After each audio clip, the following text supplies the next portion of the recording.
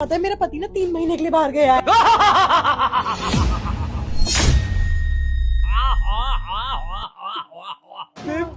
ये कौन है?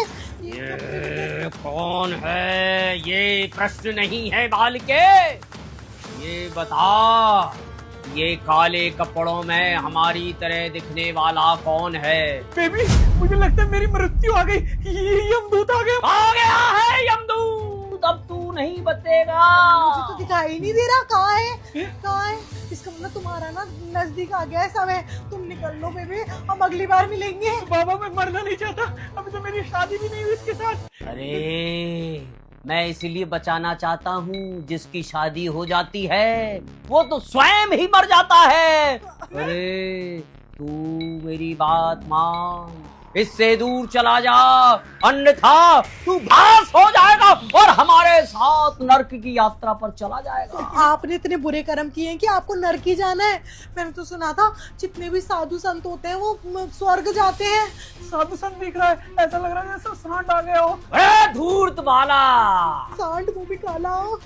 बाबा माफ कर दो बाबा। बाबा मुझे मरना नहीं है बाबा, मेरे छोटे छोटे बच्चे हैं। ये तुम्हारे मतलब होने वाले हैं, सपनों में तो है।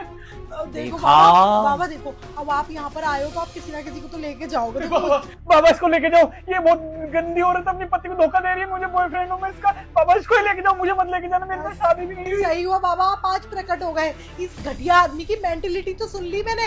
मैं तो बस ये बोल रही थी कि अगर आप किसी को लेके ही जाना चाहते हो तो मेरे पति को लेके चले जाओ। हाँ बाबा, आइडिया अच्छा है। देखो आपको लेके तो जाना ही है किसी को।